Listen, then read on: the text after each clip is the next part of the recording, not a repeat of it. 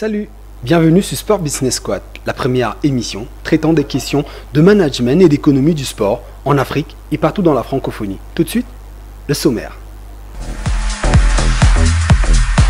Au sommaire de Sport Business Squad qui démarre, actu, Ahmad traverse sa première zone de turbulence managériale. Le président de la Confédération africaine de football est accusé par son ancien secrétaire général de corruption, mais surtout de harcèlement sexuel. Statistiques de la semaine, que représentent les équipementiers sportifs français? On en parle dans le cadre d'une infographie qui sera mise sur la table dans le cadre de cette émission. Ça discute, le coq sportif est-elle une marque idéale pour les Lions indomptables? Dans un tweet publié par la Fédération camerounaise de football, on apprenait la possible liaison entre la marque et les Lions indomptables. Focus, on parle de la Coupe d'Afrique U17 qui se déroule actuellement du côté de la Tanzanie. La Confédération africaine de football lèse-t-elle ses compétitions intermédiaires? On en parle dans le cadre de Sport Business Squad. On referme cette édition par le quiz qui va donc s'intéresser à l'histoire de la marque Coq Sportif dans le monde. Installez-vous donc confortablement, Sport Business Squad, c'est maintenant.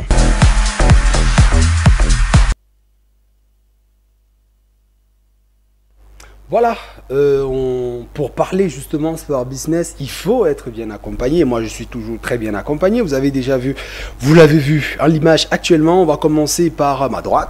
Il s'appelle Francis Yannick Deguet, toujours sur son téléphone. Vas-y, on est en direct, tu peux te lâcher, c'est tranquille. Tu peux même chercher, chercher qui tu veux sur WhatsApp. On est en famille, tranquille. Alors, comment tu vas, Francis? Oui, je vais bien. Je savais justement que j'allais commencer par moi parce que j'étais vraiment tout. Bon, après, il faut peut-être, en s'excusant auprès des téléspectateurs, il faudrait aussi qu'ils comprennent qu'en même temps. Non, on est à l'aide de la technologie et voilà, nous, on parle des choses qu'on manage, il y a des informations qu'on doit justement recevoir au fur et à mesure de l'émission pour toujours rendre quelque chose d'assez utile pour nos téléspectateurs. Ouais, pour répondre à la question, oui, parfaitement, je vais très bien. Super. Et on rappelle que comme l'indiquait tout à l'heure ton synthé à l'écran, tu es effectivement le CEO de l'entreprise Sixport Marketing and Advertising. Il faut rappeler que désormais, je te présente également comme le directeur de publication de la revue Sport Business Insight qui, justement, cette semaine a publié un très bon interview, plutôt intéressant. Moi, j'ai beaucoup aimé l'interview sur la question des naming de stade, notamment avec une éminence en matière de sport business du côté de la France. Il s'appelle Michel Desbordes et justement, il a répondu à un certain nombre d'éléments que je trouvais plutôt pertinents.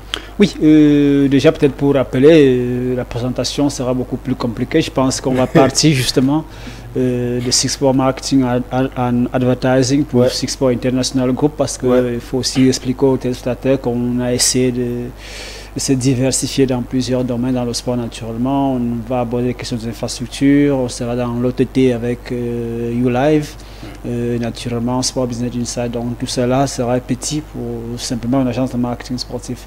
Maintenant pour revenir sur le sujet intéressant, effectivement la particularité de ce que nous faisons c'est qu'en même temps on peut avoir la prétention d'être des experts.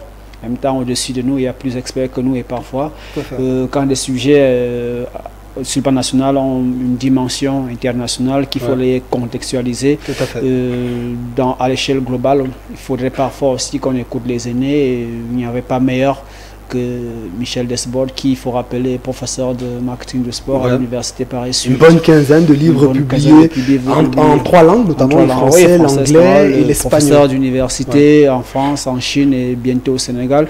Peut-être il faudrait aussi dire aux téléspectateurs qu'on va tout faire pour qu'au Cameroun, quand on parle de sport business, que ça ne ressemble pas à de l'ésotérisme. Tout à fait. On va aussi essayer avec ce type de personnes-là de peut-être développer des opérations sur place, quitte à aider ceux qui ont envie de faire carrière dans le sport business. Il faut le dire aussi, pendant que c'est une industrie, comme toute industrie, on a besoin de ressources humaines et l'Afrique en a forcément besoin d'une grande ressources humaines. C'est le temps aussi pour moi d'appeler tous les jeunes qui, diplômés ou pas, qui ont un intérêt pour le sport et qui ont un intérêt particulier pour le management ou la gouvernance sportive de s'intéresser. L'apprentissage n'a jamais été aussi pertinent qu'il est aujourd'hui. Avec Internet, on peut apprendre beaucoup de choses. Qui s'intéressent à la lecture, à écouter des vidéos, des conférences comme ça. Ce qu'on dit ici sera plus utile pour eux et eux aussi seront plus utiles à l'écosystème. Tout à fait. Parlant justement d'écosystème, lui, il nous vient de l'écosystème US. Il nous vient des États-Unis d'Amérique. J'ai tendance à le présenter, enfin, et d'ailleurs que c'est vrai, comme le président, justement, le président directeur général du groupe Tattoo Vibes. Il s'appelle Pierre Toukoulou, je l'appelle affectueusement Tatou. Salut Tatou, comment tu vas? Ça va très bien. On te sent très fatigué, pourtant le week-end a été long depuis jeudi ça, vendredi ça, samedi ça. Aujourd'hui on est dimanche en principe. Quand on parle de Pâques, vous voyez, bonne fête de Pâques à tous les téléspectateurs et puis bonne fête de Pâques à Yannick. Bonne fête de Pâques également à vous deux. Donc le week-end qui parle Pâques dit festif. Beaucoup de repas, c'est un week-end festif. Donc j'ai beaucoup mangé. Il faut dire que c'est une bonne chose quand même que nous ayons décidé de produire cette émission le jour où le Christ est ressuscité.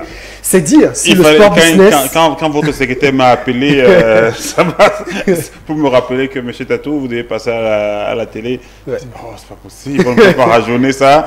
Donc, mais bon, nous sommes là. Et comme Yannick a dit... c'est aussi pour ne pas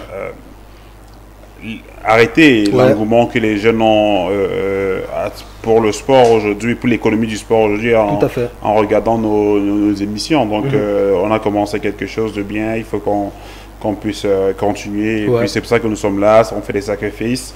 Même si mon téléphone ne va pas arrêter de sonner parce que la famille va m'attendre à la maison, mais il faut que tu rentres et puis bon voilà. Mais sinon ça va très bien. Bah nous également ça va très bien. Et je ne vais pas perdre du temps parce que là on va aller à mode speed. La première actualité qui tombe actuellement dans nos moniteurs, eh bien on nous apprend que Ahmad a des problèmes. Donc d'après justement son ancien secrétaire général Amer Sami, eh bien il se trouverait que Ahmad aurait justement participé à des actions de corruption et de harcèlement sexuel vis-à-vis de quatre de ses collaboratrices. On rappelle rapidement que les collaboratrices n'ont pas accepté les faits et Ahmad, dans sa réponse, fait état du fait que les collaboratrices en question ont été forcées par l'ancien secrétaire général Amer Sami de témoigner. Ça n'a pas été le cas. Et bon, la question que je m'en vais vous poser directement, les gars, comment on se relève du point de vue managérial, parce qu'on parle ici essentiellement des questions de management, du point de vue managérial, comment est-ce qu'un manager d'une grosse boîte comme la CAF se relève d'un tel scandale? Déjà, il faudrait encore qu'il y ait des faits probants, quelque chose de vrai, de vraisemblablement vrai, soit là pour qu'on arrive à parler de scandale. Bon, maintenant, si Ahmad répond, s'il y a des correspondances, s'il y a des articles qui sont commis sur ce genre de choses, je pense que c'est pas idéal, c'est indécent. Mais ce qu'il faut retenir de façon générale, c'est que la CAF n'a jamais été aussi dans la tourmente qu'elle a été ces 2 dernières années. Je ne sais pas pourquoi. La gouvernance d'Ahmad est toujours difficile. D'abord, les histoires de déclarations sur des États qui sont dans l'incapacité d'organiser la CAN, des retraits en cascade, des rétributions, des démissions. Je ne comprends pas. Il faut vraiment dire, en toute honnêteté, je pense qu'il y a un problème de gouvernance du côté de la CAF. Ça n'honore pas la CAF, ça n'honore pas l'Afrique, ça n'honore pas le football. Je pense que c'est pour qu'on arrive à ce niveau, pour qu'on arrive à la CAF qui est aujourd'hui. Il y a des générations d'Africains qui sont énormément sacrifiés. Je pense à notre compatriote Issa Hayatou, je pense qu'il en a assez donné pour que cette institution arrive à ce niveau maintenant. L'exhortation qu'on peut adresser, c'est que l'exécutif actuel prenne conscience du fait qu'il y a eu trop de bruit venant de la CAF et du football africain notamment. Je pense que tout cela n'est pas de nature à redorer ou alors, disons, à positionner l'image de la CAF et même d'Amad en tant que manager. Donc, vivement que cette polémique s'achève vite et qu'on revienne à l'essentiel. L'essentiel pour moi, ça reste le football, ça reste le développement du football. Tout à fait. Moi, Tatou, ce que j'aimerais bien savoir, c'est comment est-ce qu'on en est arrivé là, justement. Est-ce que cela ne pourrait pas avoir un impact considérable sur les élections qui arrivent en 2020. On rappelle quand même que Hamad est à pratiquement son 4e secrétaire général. Il y avait au tout début le Marocain Hicham El Amrani. Il faut rappeler que Hicham était là sous l'ère Issa Hayatou. Il a démissionné justement à l'annonce de la nomination d'Hamad Hamad. Il y a eu un intérimaire. Il y a eu Amer Sami. Aujourd'hui, il y a un autre qui a été nommé par le conseil exécutif récemment lors de la série, en marge de la cérémonie de tirage au sort. Qu'est-ce qui coince à ce niveau-là? Comme dans toute organisation où il y a beaucoup d'enjeux financiers, il y a une question de leadership. Ouais. Donc moi je pense à ce niveau-ci, on a vu que Yannick il a si bien dit, le président Hamad depuis 2 ans, c'est pas mal de scandales, c'est pas mal de contredits, c'est pas mal de lack of good management. Donc à un moment donné, on se demande s'il est l'homme de la situation. Ouais. Voilà. Mais aujourd'hui, je pense que si les faits sont prouvés, pourquoi c'est maintenant que ça sort? Est-ce que c'est nouveau? Est-ce que ce sont des trucs qui datent de 2 ans? Ouais. Bon, après, je reste sur le débat de pouvoir. Ouais. C'est un combat de pouvoir, c'est un combat de titans. Maintenant, est-ce que l'ancien SG part parce que il ne s'est plus accordé avec son boss, et est-ce qu'il va rejoindre le camp d'en face? Parce que n'oublions pas qu'il y a les élections qui arrivent en 2020. Donc, forcément, il faut commencer peut-être aussi à... Si c'est une guerre stratégique par rapport au pouvoir, peut-être commencer à peindre Hamad en manager nul pour qu'au niveau des élections prochaines, qu'on le renverse. Mais maintenant, après, peut-être est-ce que c'est pas Hamad qui est en réalité le problème, qui est en réalité nul? Je sais pas, je ne vais pas dire ça comme ça. Mais après, on se pose bien des questions. Est-ce qu'il tient vraiment sa main? Est-ce qu'il tient vraiment la maison de ses mains? Parce que si vous tenez un œuf entre les mains et que ça glisse, ça se casse, ça devient très compliqué à récupérer. Donc, moi, je pense qu'il y a un problème de leadership, il y a un problème de contrôle, de pouvoir. Mais après aussi, il y a un problème sur la personne. Tout à fait. Hamad. Alors moi, les gars, la question que je m'en vais vous poser pour sortir de cette thématique, comment il peut faire justement pour pouvoir sortir gagnant ou alors la tête de l'eau de ce scandale?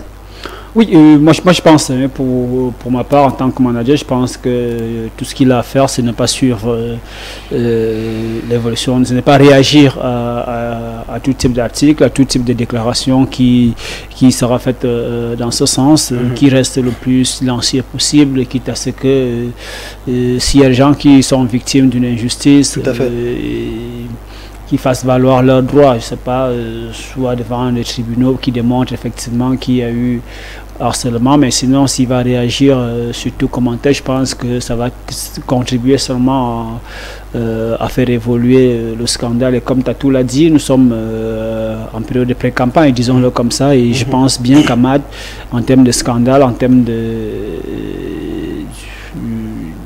crise, peut-être que la crise peut être grave comme expression, mais je pense qu'il y a matière à débattre par rapport au management, si ce n'est pas des phrases dans le sens de la communication, si ce ne sont pas des déclarations qui heurtent les sensibilités, qui apparemment frisent l'injustice. Bon, il y a eu ça. Bon, maintenant, ce que je ne veux pas qu'on retienne aussi de la gouvernance d'Hamad que de choses positives, négatives. Par contre, du positif, il y en a eu. On est parti d'une CAN en janvier pour une CAN en juin. Moi, je pense que c'était une avancée. On est parti d'une CAN à 16 pour une CAN à 24. Ça, c'est aussi une avancée. En termes de cahier de charges, en termes de standards, je pense que Hamad a réussi quand même à mettre les standards assez élevés, ce qui est une bonne chose pour le prestige de l'Afrique. Je reste comme cela. Parce que s'il faut voir les choses simplement du point de vue footballistique, je pense qu'on serait en train de voir quelque chose de si simple. Or, le football aujourd'hui est bien au-delà du simple jeu. Je pense que si on édictait les standards en termes de pays d'accueil, il y a cette particularité que ça développe des infrastructures et des infrastructures qui peuvent développer un écosystème autour. Donc je voudrais qu'on retienne de sa gouvernance ce type de choses, ce qui est essentiel, ce qui est utile pour nous. Des maladresses en tant qu'humain, tout humain devrait avoir des maladresses. Maintenant, c'est à nous de savoir tirer ce qui est bon de chacun. Je pense que l'intelligence sociale nous l'impose aussi. Tout à fait. Alors Tatou, quand on voit cette situation-là, on a bien envie de se poser la question, à qui profite le crime? À qui profite le crime? Parce qu'aujourd'hui, il y a quand même des gens, et Hamad lui-même le disait, qu'il y a pas mal de gens derrière Amer Samy. Est-ce que derrière, il n'y aurait pas peut-être des personnes qui tiraient des ficelles en back-office? Oui, il faut comprendre que il y a beaucoup de contrats qui ont déjà été rompus depuis l'ère d'Hamad. Vous savez, quand on change de leadership, parfois on vient avec ses hommes. Donc, c'est pas tous les prestataires de Soulaire à Yatou qui sont toujours là aujourd'hui. Et puis après, ce sont des enjeux financiers. Donc, on pourrait tenter de dire que il y a des anciens barons qui ont perdu, je ne vais pas dire l'emprise, mais qui ont perdu des entrées à la CAF. Qui sont en train de tout manœuvrer pour revenir au pouvoir. Tout à fait. Et M. Samy, Ben Samy, il a fait sa sortie, il a dit ce qu'il a à dire. Ça démontre à suffisance qu'il y a un problème de management, de leadership. Et en fait, l'idée, c'est de prouver aux yeux du monde qu'Hamad, c'est pas le président qu'il faut, quoi. The right guy at the right place. Exactly. Donc, at the end of the day, c'est ça, en fait. C'est-à-dire, nous, on pense qu'on a travaillé avec le monsieur, on pense qu'il n'est pas assez crédible, mais Yannick il a dit, il y a des bilans positifs par rapport à la présidence d'Hamad. Mais maintenant, ce que moi je pourrais conseiller, si j'avais été un conseiller d'Hamad, j'aurais dit, président, continuez à travailler pour le football africain, continuez à faire monter le football africain au sommet. Et puis après les autres, laissez vos cabinets, vos conseils les gérer. Ce sont des trucs extra. Donc il gagnerait plus à être très distrait, parce qu'il faut dire que quand même, Hamad, il est de moins en moins discret quand même. Et cela, à un certain moment, oui, il faut dire. Comme un couteau à double tranchant. Il faut dire aussi que il y a une différence entre un sage et un jeune qui monte en puissance. Vous voyez, Hamad a eu je ne vais pas dire prétention, mais c'était un jeune qui aspirait à détrôner le patron, le sage, Ayatou.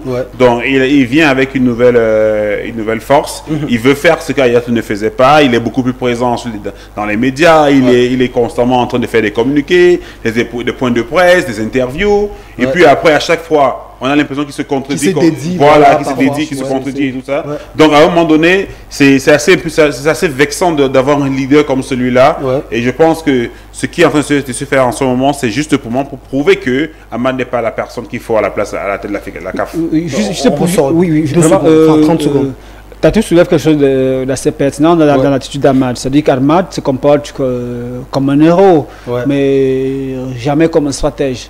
C'est-à-dire que la particularité de ce genre d'institutions, c'est que ce sont des institutions super médiatisées. Donc si vous venez jouer de la télé-réalité, forcément, vous aurez la surexposition. Mais parce que de toute façon, vous aurez matière à vous dédire. Je prends un fait simple. Hamad avait dit, jamais sous sa présidence, il n'y aura pas d'attribution sans appel à candidature. Tout à fait. On est d'accord. Il n'y aura pas d'attribution, pas décision tacite. Pas décision tacite. Mais sauf qu'on s'est rendu compte que bien après, qu'il s'est dit, ce n'est pas une fois, ce n'est pas 2 fois, c'est 3 fois, 4 fois. Donc du coup, je pense que peut-être ça va arriver à son niveau.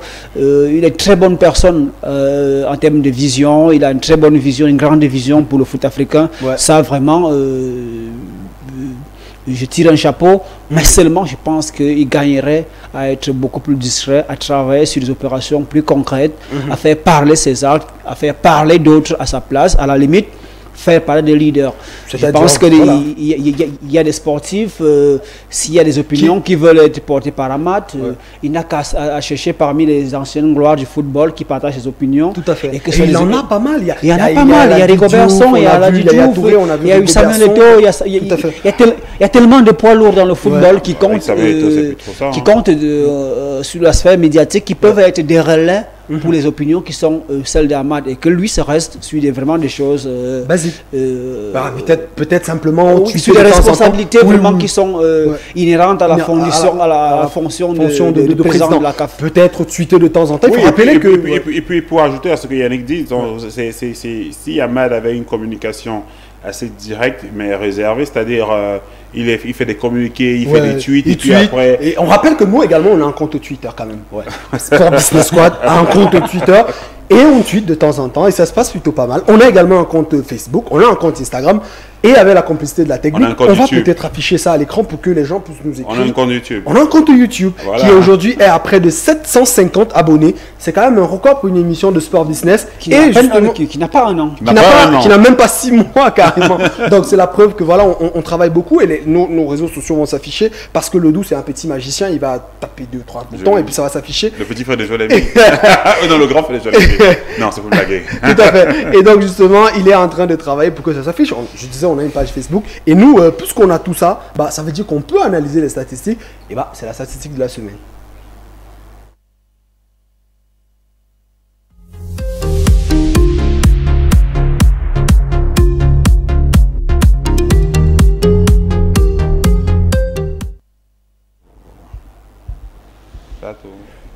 Si je suis en train de pianoter mon téléphone, comme Yannick le fait souvent, très souvent, c'est parce que là, je suis en train de vous afficher à l'écran la statistique de la semaine. Eh bien, je l'ai dit tout à l'heure, la statistique, va s'intéresser aux équipementiers français.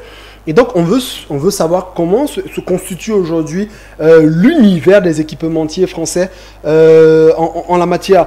Quand on regarde quand même, on a essayé de faire une petite étude qui se résume sur quoi? Sur pas mal de sports. Sur pas mal de sports, notamment 13 championnats professionnels, 5 sports représentés et puis bien évidemment un certain nombre d'équipementiers. Alors, quand on regarde au niveau de la Pro A, donc le basketball, tel que vous pouvez l'apercevoir, on remarque que le classement est dominé par une marque qui s'appelle Kappa. Et Kappa, quand même, aujourd'hui, qui est en train de prendre un peu du dessus, parce que Kappa, attention, a 11 équipes en basketball. Qu'est-ce qui peut expliquer justement cette forte présence de Kappa au sein du basketball français?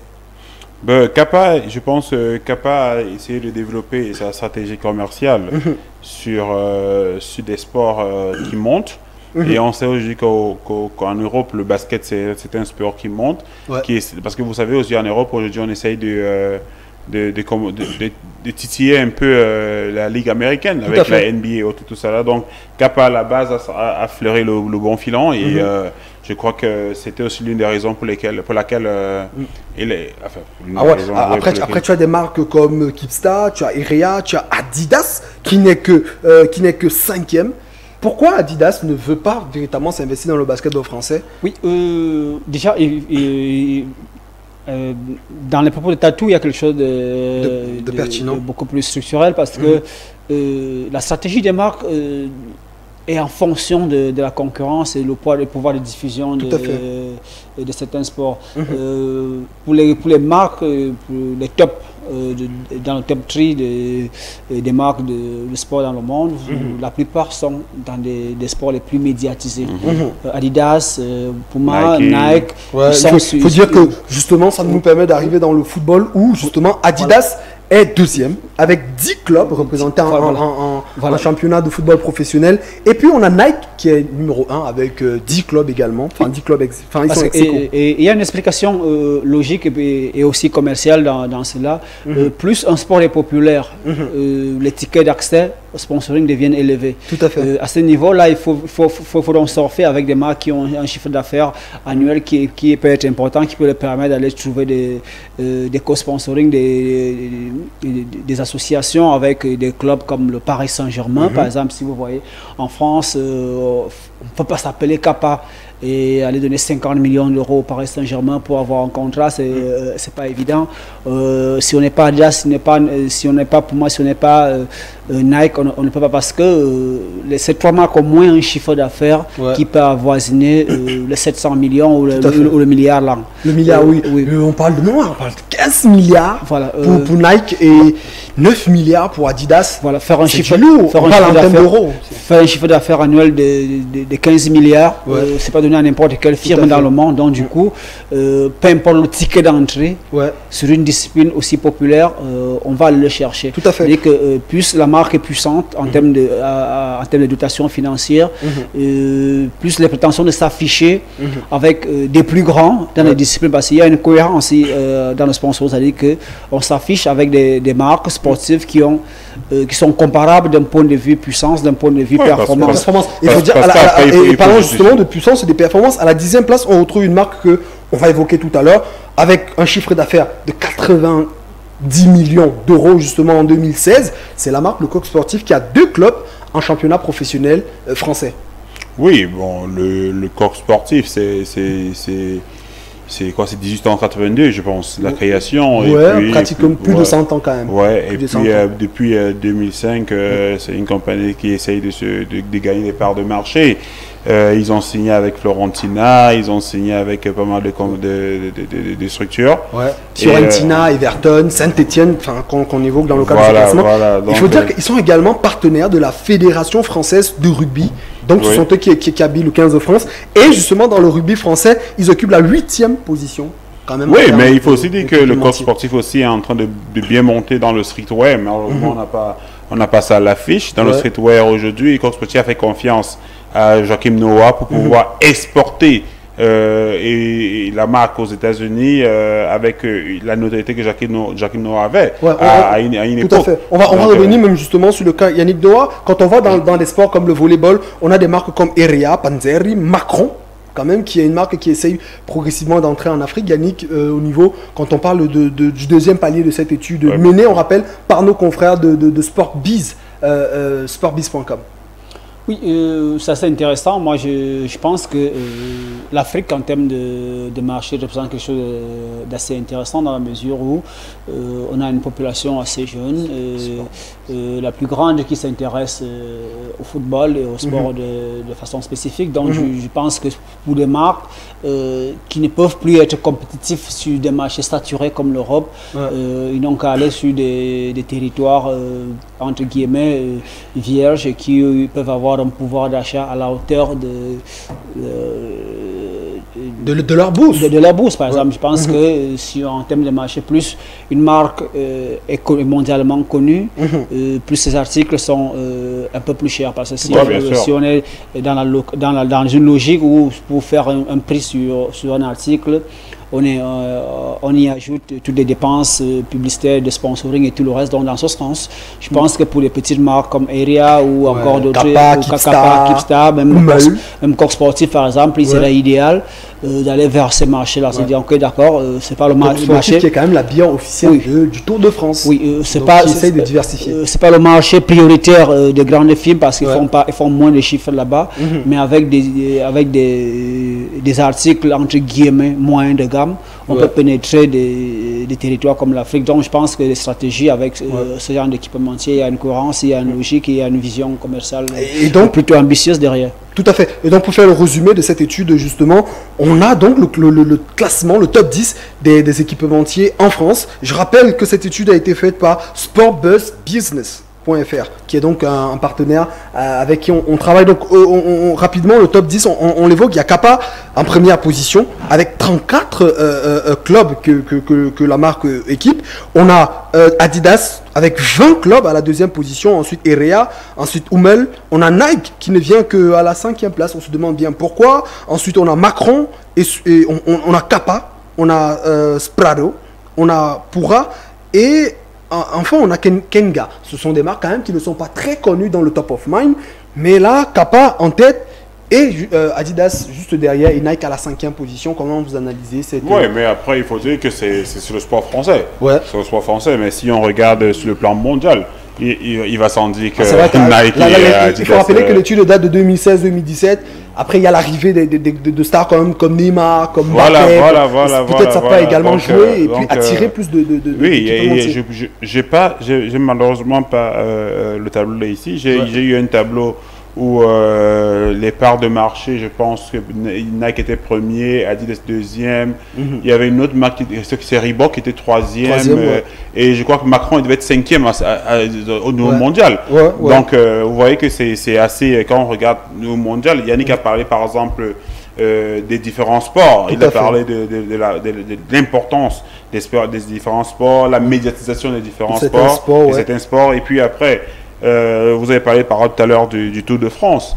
Il serait difficile vraiment pour une compagnie comme Nike de partir vraiment s'allier au Tour de France parce que Nike c'est plus ce que je gagne de manière concrète en termes de rentrée d'argent.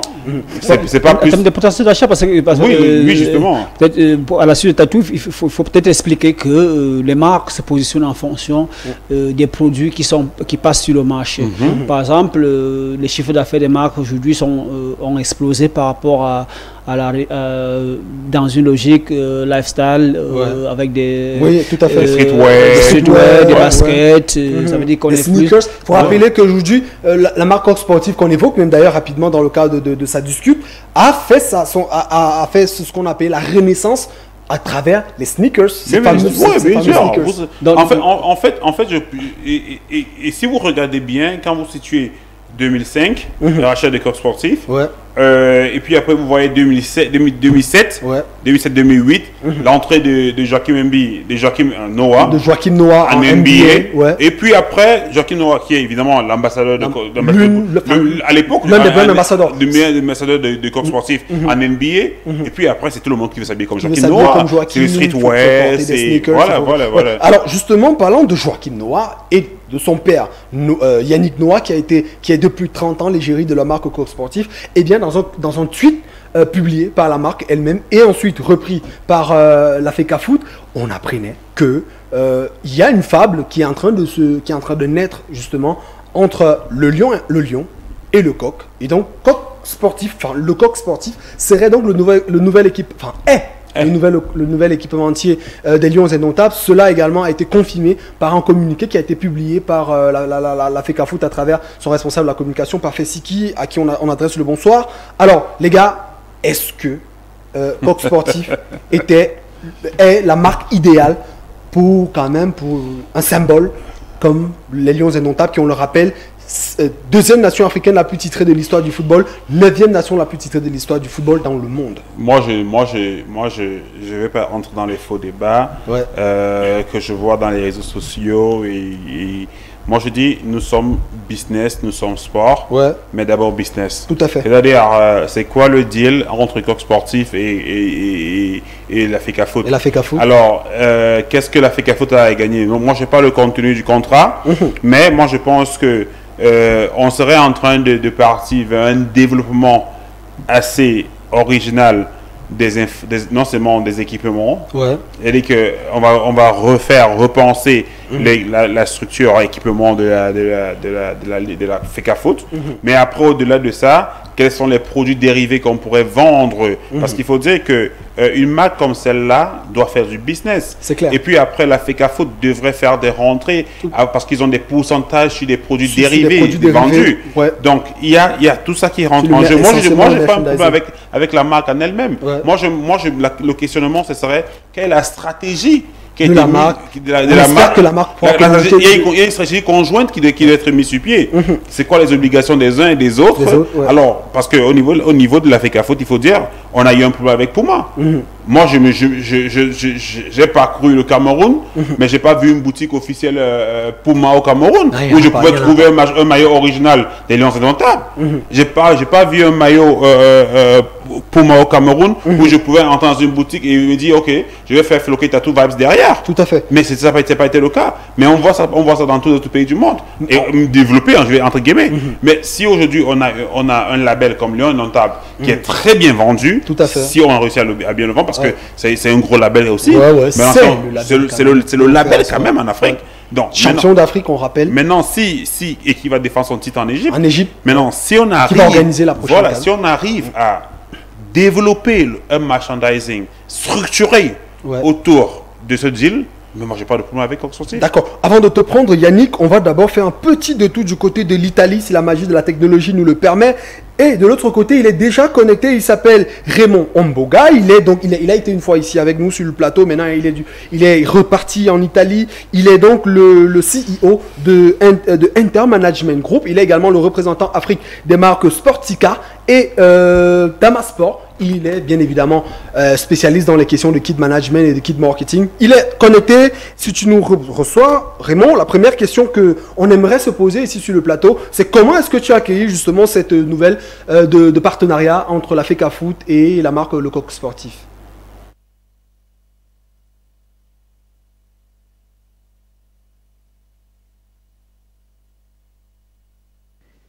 Écoutez, la nouvelle a été reçue avec beaucoup d'enthousiasme. Quand on pense que le Coq est une structure qui a vraiment trimé, qui a eu beaucoup de difficultés parce que vers les années 70, le Coq a subi une faillite et a été racheté par Adidas. Et Adidas qui par la suite l'a revendu à un groupe d'Américains spécialisés dans la confection des chaussures sportives et a été racheté encore de nouveau par son ancien proprio qui, ayant des contacts en Europe, plus particulièrement en France, a pu créer un holding financier qui aujourd'hui est propriétaire du Coq Sportif et l'a coté en bourse. Il faut noter que le Coq, en 2016, avait un chiffre d'affaires de 117 millions d'euros. Voilà, très loin derrière Nike et Adidas qui, en ces temps-là, avaient un chiffre d'affaires de 20 milliards d'euros. Voilà, Marc Henry, qui est l'administrateur délégué, va par la suite se lancer dans ce grand marché, ce vaste marché qui est le glamour.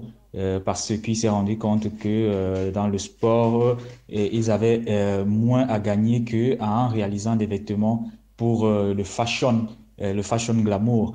Et ils ont commencé à réaliser des articles destinés au store. Et c'est comme ça que la marque, petit à petit, a gangréné le public et s'est fait connaître par tous.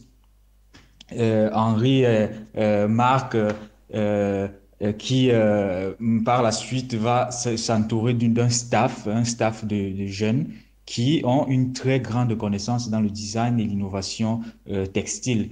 Et c'est là que ils vont puiser leur inspiration en créant un nouveau brand qui propose des articles vraiment hors du commun et vraiment très beaux.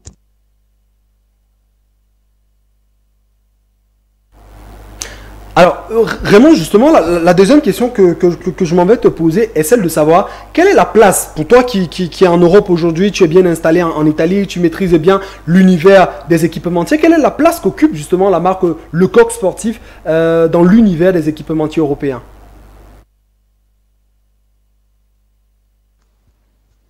Écoutez, le Coq Sportif en Europe aujourd'hui est une marque qui a marqué son histoire, qui continue de marquer son histoire de par la qualité de ses produits, de par ses actions. Quand on pense que dans le contrat avec le rugby français qui expire d'ici 2024, le Coq Sportif a pu octroyer plus de 1500 jets de maillots au rugby amateur en France.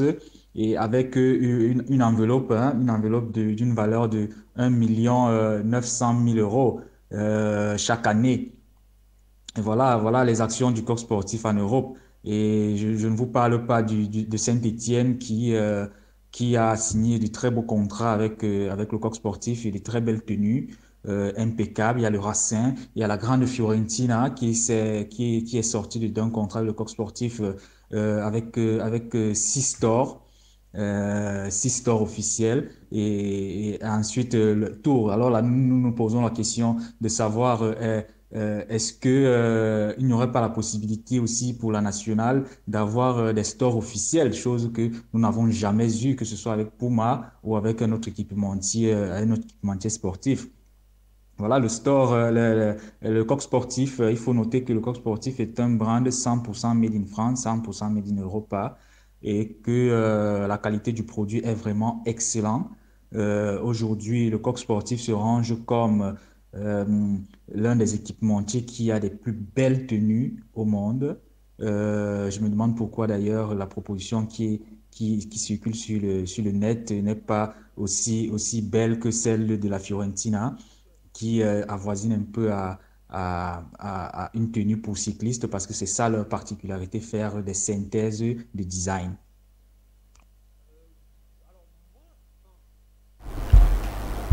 Raymond, si tu me reçois, la dernière question que j'aimerais te poser, c'est aujourd'hui en termes de perspective. À quoi justement doit-on s'attendre vis-à-vis de cette collaboration-là entre la FECAFOOT et la marque Le Coq Sportif? Quelles sont les perspectives justement d'avenir en termes de collaboration justement pour ces deux entités?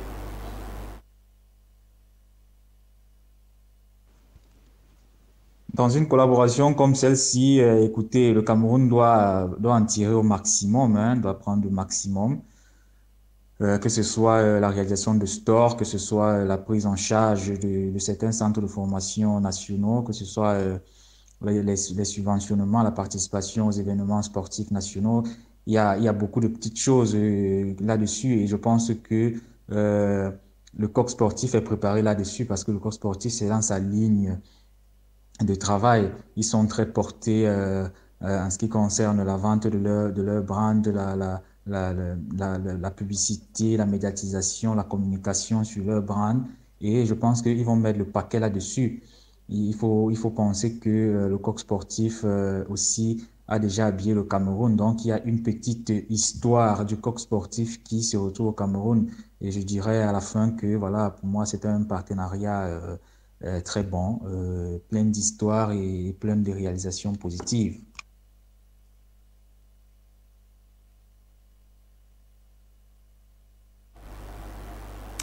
Voilà, merci beaucoup Raymond Omboga. On rappelle que tu es le directeur général de l'entreprise Intermanagement Group. Tu es le représentant en Afrique des marques Sportica et Damasport. Et tu es également un spécialiste des questions de sport business. Pourquoi? Parce que tu es spécialiste dans les questions de kit management et de jersey marketing. Nous, on revient sur le plateau avec toi Yannick justement, et tu as écouté tout à l'heure Raymond qui le disait. On peut quand même espérer pas mal en termes de perspective relativement à cette collaboration entre la Fédération camerounaise de football et la marque Le Coq Sportif. Oui, ce qui est intéressant pour les Camerounais d'abord, c'est de sortir de ce genre de débat où on pense que parce qu'on est au Cameroun, le partenaire idéal sera Adidas, Nike, Puma, ou bien encore des marques qui sont positionnées dans le... C'est vrai que ce serait le partenaire idéal, mais ça ne veut pas forcément dire que Nike viendra. Je ne sais pas en quoi c'est le partenaire idéal pour le consommateur ou bien le fan de Lyon lambda qui penserait que le meilleur deal sera avec Nike. Je pense que le sponsoring ne marche pas comme ça. Le sponsoring, d'abord pour une entreprise, c'est de s'associer à quelque chose de relativement à son niveau ou plus grand que lui. Ça, c'est la logique de la marque qui sponsorise. Jamais on ne va chercher en dessous, sauf si on veut faire du corporate. Maintenant, dans nos cas spécifiques, je pense que Coq Sportif a une histoire déjà avec le Lyon. Ça Ça c'est la première chose. Je pense qu'un argument comme celui-là est assez intéressant dans la mesure où, moi, en tant que publicitaire, je pense que les campagnes publicitaires seront toutes trouvées. Imaginez-vous, les premiers maillots de Lyon seraient inspirés d'un storytelling d'une fable entre Lyon. On sait que la France, justement, c'est un pays de fables. Au-delà de fables, je pense justement au niveau du positionnement sur le maillot. Imagine que ça dans le journalisme, dans le storytelling, avec toute la grande histoire qui était celle du corps sportif, notamment avec des légendes comme on peut le voir, Pelé. Je veux dire, tout un storytelling qui s'écrit. Je veux dire, Théophile Abega, imaginez qu'on ressuscite ce maillot et que ce sera le maillot avec lequel les Lions jouent la CAN. Naturellement, ce sera en carton en termes de vente. Nous savons qu'au niveau il y avait une ligne esthétique qui était assez grande. Maintenant, si on revient, il y a une histoire. C'est du consulting que tu es en train de faire, Yannick. Tu dois même être payé pour ça parce que c'est une bonne idée. Maintenant, il y a l'autre chose qu'il faut aussi comprendre, c'est qu'au jour d'aujourd'hui, quelle est l'ambition du Cameroun? Il y a une cohérence entre l'ambition du Cameroun et l'ambition de la marque. C'est à ce niveau que j'étais parmi les personnes qui disaient qu'en principe, on peut retrouver les bandes ici. Je l'ai dit ici que le sponsor idéal pour les Lions ne serait pas un sponsor du top 3. Ça ne nous aide même pas. Du top 5. Ça ne nous aide pas. Il faut aller chercher une marque qui a de l'ambition. Qui veut se créer en Afrique. En Afrique et qui a un positionnement et une cohérence de point de vue stratégique. Et un storytelling derrière. Un storytelling derrière. Donc, je pense que stratégiquement, l'idéal aurait vraiment été corps sportif. Maintenant, allons chercher les clauses du contrat. Les limites avec la marque Puma, parce que l'objectif de Puma avec les Lions n'a été que de la visibilité. Tout à fait. C'est-à-dire que Puma voulait de la visibilité en Afrique, voulait conquérir l'Afrique. Et ça a marché. Ça a marché. C'était pas une histoire de développer les ventes en Afrique, mais c'est profiter de l'audience et de l'attraction qui était autour des sélections africaines. Si on prend les générations 2000, avec l'entrée des jeunes Samuel Eto'o-Fils, jusqu'à la maturation, soit peut-être au fin de cycle de Samuel Eto'o-Fils, Puma l'a accompagné. Donc du coup, la stratégie de Puma était celle de l'exposition. D'ailleurs, on l'a eu avec les générations Eto'o, Diouf, Fadiga et consorts. Mais maintenant, je pense que la même histoire, le même cycle devrait se faire avec corps sportif. Mais sauf que, à la différence de Puma qui voulait la visibilité, corps sportif a des ambitions commerciales. Donc, de ce point de vue, développer des stores sera très évident. Je pense que ça sera l'approche avec ce partenaire. Donc, je pense que les Camerounais devraient voir la chose de ce point de vue-là. Et pour la première fois, je pense que le première équipe, comme il faut s'enseigner dans le communiqué de Parfait Sigui, le premier match officiel d'une sélection camerounaise sera avec des femmes et en France. Que d'histoire. Alors bien, ça sera avec les femmes et ce sera en France. Il y a le storytelling derrière. On espère justement qu'on ne connaît pas encore toutes les clauses du contrat, mais on espère que ce contrat permettra d'habiller les catégories intermédiaires. Puisqu'on parle des catégories intermédiaires, c'est le focus.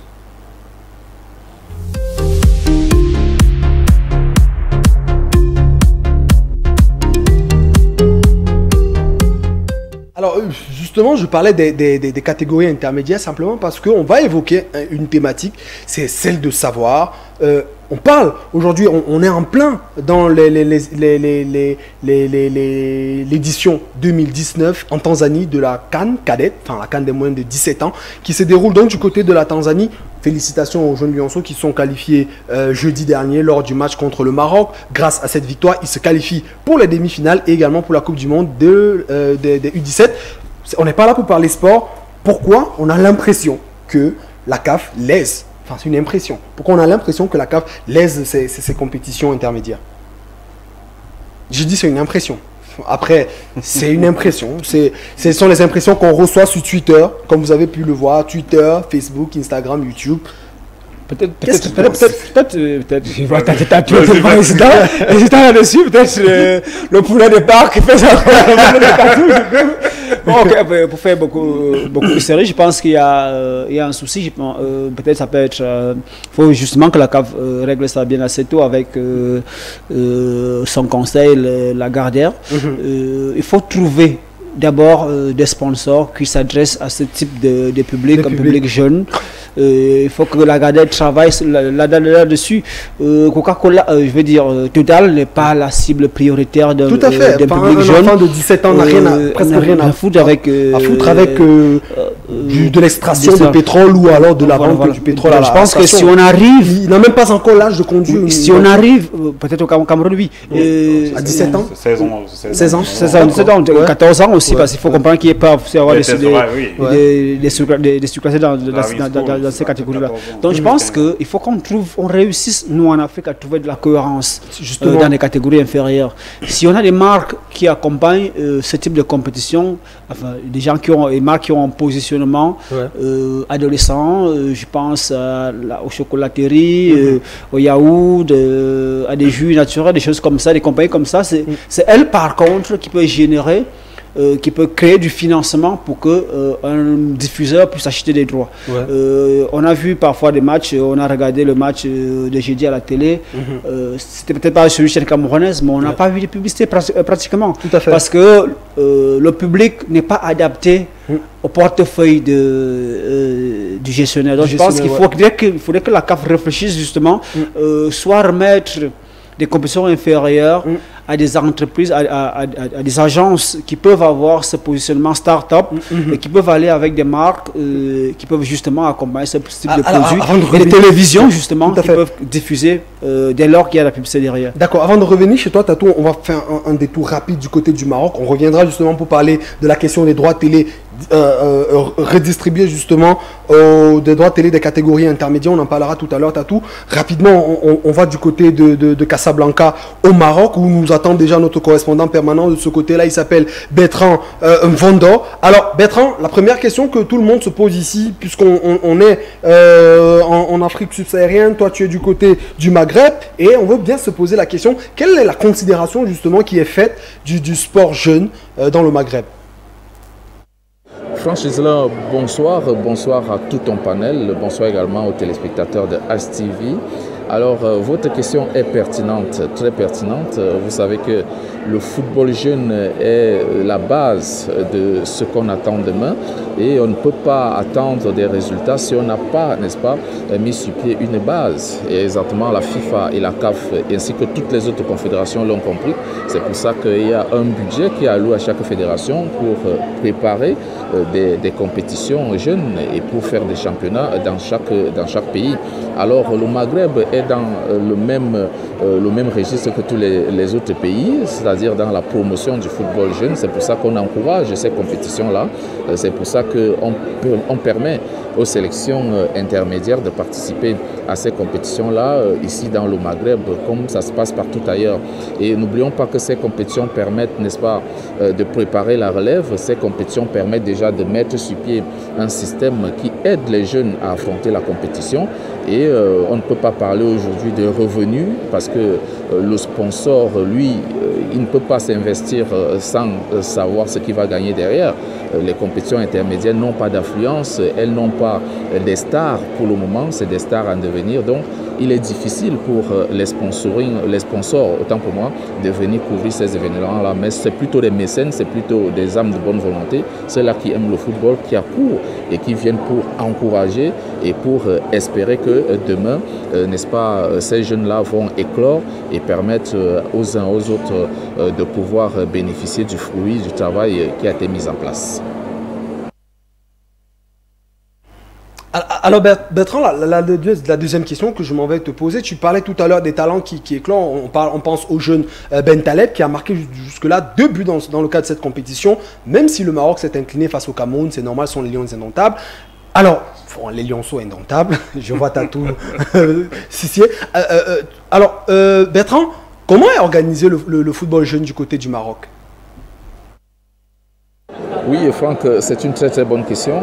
Vous savez, la Fédération royale marocaine de football a mis sur pied une feuille de route pour pouvoir développer son football jeune. Un directeur technique national a été nommé il y a quelques années. Il est chargé de détecter les jeunes talents. Il est également chargé de mettre sur pied des cellules de formation pour des encadreurs. Et il y a autre chose, c'est que des grands clubs comme le FC Barcelone, la Juventus de Turin, pour ne citer que cela, ont des académies ici. Et ces académies-là regorge de très bons formateurs et des joueurs de talent qui sont bien suivis et qui peuvent aspirer à des sélections européennes demain, dans les prochaines années. Et également, la fédération a mis sur pied un championnat, et un championnat de football jeune qui se joue, et des centres de formation sont nés et s'affrontent chaque semaine. Et également les infrastructures naissent de partout dans tout le territoire national pour pouvoir permettre aux jeunes de s'élaborer, de s'illustrer et de mettre sur pied tout leur génie, d'étendre tout leur génie si vous voulez.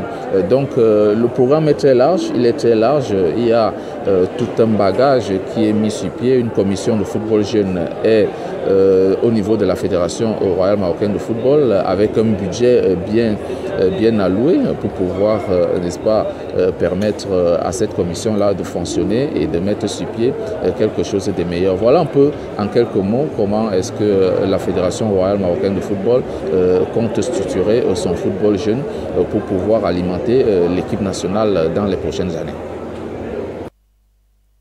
Merci beaucoup, merci à toi Bertrand. Je rappelle que tu es donc notre correspondant permanent du côté du Maghreb et tu es basé du côté de Casablanca au Maroc. On va ressortir rapidement de cette question par les droits télé. On rappelle que l'ensemble des droits des compétitions intermédiaires, c'est-à-dire des U23 au U17, ont tous été confiés à une télévision qui s'appelle CIS, qui est donc une télévision basée du côté de la Guinée et qui appartient à un mastodonte du football africain. Il s'agit du président Antonio Soare, qui est président de la Fédération guinéenne de football. Il est président de la compagnie aérienne de Guinée. Il est également président du groupe CIS. C'est quelqu'un qui a roulé sa bosse et qui est considéré comme un bon ami d'Ahmad Ahmad. Son meilleur ami, il faut dire. Un bon ami. C'est son meilleur ami, il faut dire. Donc, en fait, moi, j'ai pas de problème à ce que Ahmad confie les droits TV à son ami. Non, on rappelle que c'est pas Ahmad qui a confié les droits de TV, c'est le comité exécutif, le COMEX, le comité exécutif de la CAF, chapeauté par son président. Par son président Ahmad.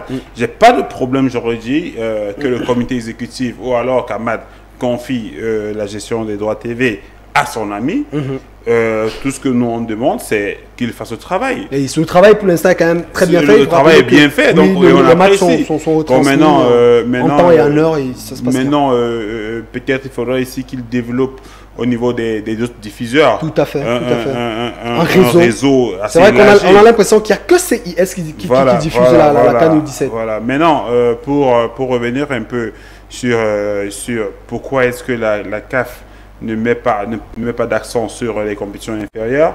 Moi, je pense que Yannick a évoqué quelques pistes d'amélioration, mais moi, je pense aussi beaucoup au calendrier. Vous savez, on parle... Ah oui, ça c'est très pertinent quand même. On parle des U17, et puis la plupart sont des élèves. Des élèves, ils vont à l'école. C'est pas évident. Et vous allez voir. Il faut harmoniser, même si on sait que déjà au niveau, le calendrier scolaire n'est pas harmonisé partout en Afrique. Oui, mais généralement, on sait que généralement la plupart des pays sont en vacances pendant l'été. Donc ce serait pas mauvais d'organiser une compétition pendant l'été. Pendant l'été, tout à fait. Donc, et puis après... il faudrait aussi dire que c'est quand même aussi une très bonne niche pour les recruteurs. Tout à fait. Donc il faudrait On parlait tout à l'heure de Ben Taleb. On a le petit Mvoué qui est sorti homme du match lors du premier match du Cameroun. On rappelle que c'est le fils d'une ancienne internationale camerounaise. Il y a des talents. Il y a des talents. Donc il y a matière à vraiment se focaliser dessus pour pouvoir faire rayonner le tournoi. Et je pense que Yannick l'a dit, entre la Gardère et autres compagnies qui peuvent suggérer, pourquoi pas Omco, pourquoi pas Sixport, pourquoi pas Tattoo Vibes. Nous sommes là et puis on pense que c'est possible d'aménager, de réorganiser le sportif et le spectacle autour. Tout à fait. Donc voilà quoi. Puisqu'il faut réorganiser, on va au quiz.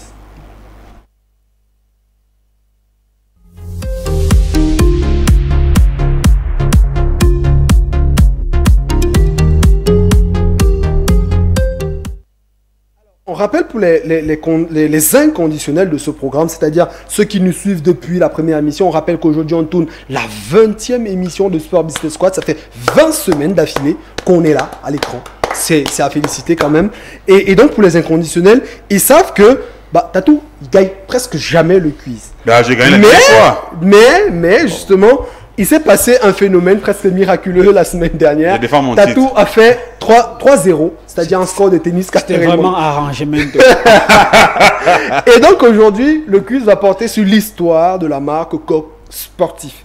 Et la première question que je m'en vais vous poser, elle sera très facile quand même. Elle sera très facile. Donc, le premier à répondre, la marque Coq Sportif a habillé le Cameroun lors d'une victoire à la CAN. 84. Félicitations, on applaudit pour Tatou. Ça, c'est magnifique. Il faudrait aussi rappeler que sur l'émission, je l'ai aidé, j'ai évoqué les victoires en 84 de Théophile Abega et tout le monde. Du coup, je pense que c'était vraiment une dictée préparée. Alors, la marque a connu des moments quand même plutôt difficiles et a été rachetée par un groupe. De quelle nationalité est ce groupe? Suisse. Je pense que Tatou est très en forme cette année. Il fait un début d'émission, il fait semblant d'être fatigué, mais c'est quelqu'un de c'est quelqu'un. Non, la bouffe que j'ai mangée m'a bien inspiré. Alors, une question plutôt facile quand même, très très facile.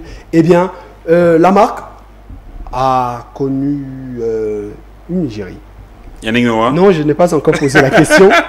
Et cette égérie a gagné un tournoi du Grand Chelem avec la marque de quel tournoi? Yannick Noah? Roland Garros. Roland Garros, super, magnifique.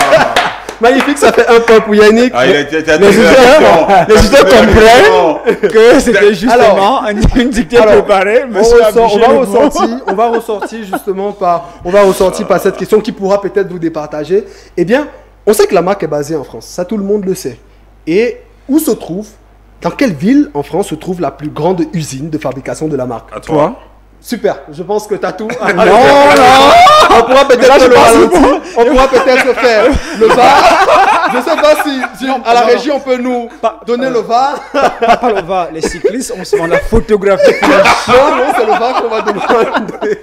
Et le point est attribué non, à Tatou. injustement. Alors les gars, on arrive à la fin de cette émission, 30 secondes. C'est Colina. Et là, on me signale à l'oreillette que c'est... Eh bien, la régie peut-être, oui, on me signale à l'oreillette que c'est Tatou. C'est Tatou. Ok. Tatou qui a gagné, on me le signale. Alors Tatou, 30 secondes, un dernier message justement pour le développement du sport business en Afrique. Oui, pour commencer, je dirais au président Ahmed de se focaliser, comme j'ai dit tantôt, sur tout ce qui est sportif et économique. Le reste, ce sont des sujets extra qui ne nous concernent pas. Bon, nous, c'est le développement du sport en Afrique, avec beaucoup plus d'investisseurs, beaucoup plus de qualité, beaucoup plus de diffusion. Et puis après, je pense que à ce moment-là, les sportifs africains évoluant localement pourront vivre décemment, quoi. Ouais, tout à fait. Voilà. Alors, Yannick, un dernier mot, 30 secondes sur le développement du sport business en Afrique. Oui, juste continuer dans ma logique, appeler tous les jeunes diplômés dans les filières de finance, contrôle de gestion, marketing, publicité, médias, journalisme et tout le reste, de s'intéresser au sport business parce que nous avons un problème, nous avons des talents, mais nous n'avons pas de management capable de pouvoir gérer nos talents. Et je peux juste faire une prédiction que je peux partager avec eux, c'est que l'Afrique va soutenir la croissance du sport mondial. Donc du coup, il serait un peu maladroit qu'on laisse d'autres réfléchir pour nous. Il est temps que l'Afrique ne laisse plus jamais personne parler en son nom.